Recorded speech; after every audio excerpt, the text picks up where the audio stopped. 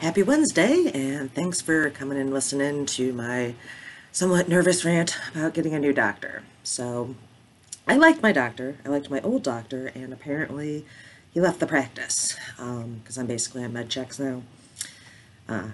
So, yeah, I got a phone call. It's like, hey, your blood work's due in a couple months, and your doctor's gone.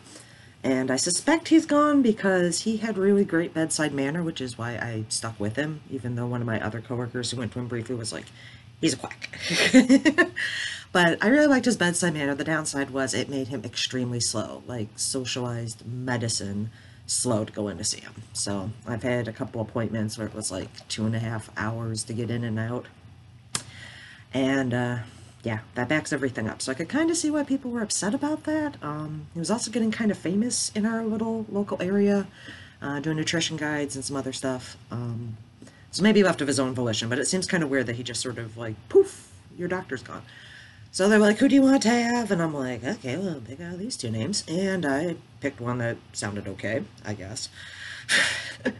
I'll be honest, I picked most of my doctors out of the phone book or a photo on a website. I've never actually had the benefit of having a decent recommendation. So, more about my medical history in a different rant. This is today, and tomorrow we're going to talk to a new doctor. And I hate doing it because I feel like every time I talk to a new doctor, they have to point out the obvious, like, hey, you're fat. Like, yeah, I didn't know. I've been wandering around for 30 plus years being fat and not noticing.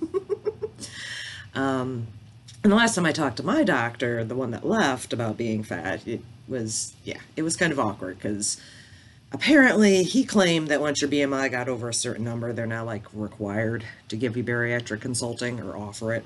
And he's like, so do you want to go talk to someone about, stomach surgery type things? And I'm like, no.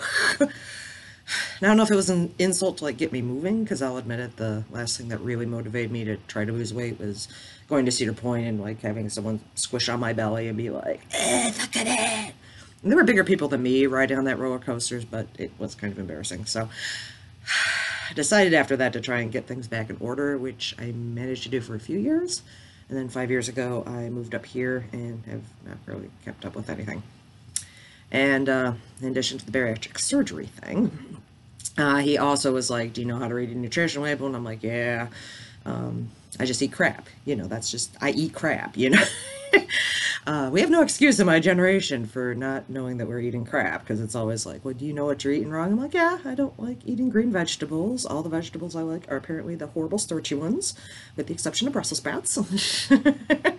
I like grease and I like sugar, and those are the two hard things to cut out, and I don't move around a whole bunch. And normally I can change the moving around or the eating. I can't really change both at once. Or I can, but it doesn't last. So, but Dr. Woes, yeah. On thyroid medication, I'm pretty certain it's going to be one of those, like, why are you still gaining weight? And then we're back to, I eat crap. And then it's like, well, do you know why you're eating crap? And it's like, it's tasty. I know I have no excuse. And they're going to be like, run around some more and burn off the weight. And that's the other thing I hate about going to doctors. Like, the first thing they pick on, I feel like, is your weight. Like, I have back problems, I have hip dysplasia, and it's always like, well, you need to lose 100 pounds.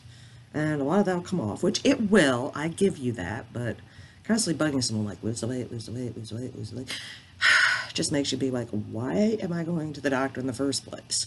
Like, I already know I need to lose the weight. I'll admit I suck at it, but I know that, okay? So, yeah. And I know it's probably just vanity, but I do occasionally ask people if they think I weigh as much as I actually weigh. And most of them say no, although that may be doing that to be polite. But yeah, I know I'm about 100 pounds over where I should be. And unlike a lot of heavier people, I'm less upset about being overweight. My problem that frustrates me is more that I'm just not proportional, which I know you can always see the top two shoulders of me right now. But just take my word for it. Most of my weight is carried on my belly. I got a flat butt. It's wide, but it's flat. Flat like girl butt. So you also get that because it's like, hey, all the fat you carry around the middle, that's what's going to kill you. Sorry, I hit the desk. And so it's like, great. And if I could move it down to my thighs, then I could run it off, because I actually do run and I like that. That's okay. But I can't get moved to my thighs, and I have like no core strength. And for whatever reason, my breasts have always been disproportionate. I have like small breasts and like big everything else. So, You know, I don't even get the fat girl pleasure of having like a giant rack. The closest I got to a giant rack was like a D cup, and yeah, I'm as fat as I've ever been now, and still don't have the big boobs. And that's also the disappointing thing about exercising, because guess where God takes the fat from first? Yeah, the parts you actually like. You know, God forbid we take it out of here, you know, where there's plenty. So yeah, I got my dad's Scotch-Russian biology, which basically means put on fat everywhere you can, because it may be Siberia, and you may be there for long, long, many years. So yeah, so not looking forward to going to a nut doctor and trying to defend being fat and knowing that I'm fat. The only upside is a lot of my health is fine.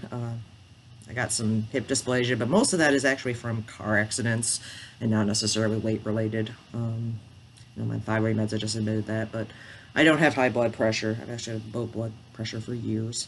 I need to cut back the sugar because I am really getting concerned about becoming diabetic. That happened to my dad late in life, but my mom had the opposite problem. So I don't know where I am, other than I can't be anorexic, because a few times I tried that, I pass out, which is really fun. Not like waking up with a bunch of people around you being like, oh, hi, what happened? Well, I tried not to eat, and I suck at that. So, not that I'm endorsing anorexia. I'm sorry, let me back that up. I'm not endorsing anorexia. I'm just saying I physically can't do that, even though it looks like I have all this to burn, and it would go forever. Nope. Next thing you know, you're unconscious. Not a good time. Not a good time at all, so... yeah, doctors. So anyway, give me some comments, I guess. Can't be the only one who's gone to the doctor while overweight and constantly sitting there going, yeah, I'm mostly okay, though, really, really, compared to a lot of people my age. I'm actually in pretty good health. And in my case, I feel like it's a trade-off for having a messed up life when I was young. So, you know, you will have an okay health and live to a decent age. I'm hoping, because, yeah. My dad died in his 50s, my mom died in her 50s. Neither was any sort of thing that wasn't preventable. One was from smoking, and the other was a whole series of medical misadventures I won't go into. So, it's hard to tell from that when I'm supposed to live, or how long I'm supposed to live. Because my grandparent passed recently in their 60s, and I've had great-grandparents go into their 80s, so part of my family's like, you will live a long time if you can, you know, manage to keep going. I always call it the death bracket, which Dan, my husband, is in, and he doesn't appreciate when I call him that, but my family, it seems to be from, like, 55 to, like, 65, 70, and if you can make it past that end point, you'll go for at least another 10 years. Fortunately, I can't say anything about my mother's family because she's adopted, so Lord knows, and in her case, smoking took her early, so I have no idea, which is another annoying thing, but we'll talk more about adoption later. Because, yeah, even being a second-generation adoptee, it's kind of tough when people are like, what's your mother's family like? I don't know. What did she die of? Lung cancer, derived from smoking? Did she have any health problems? I don't know. Did you talk to her much? Not really. And even when we did talk, that was the sort of stuff we talked about. So, alright. Thank you all listening. I'll definitely have some more fat rants soon.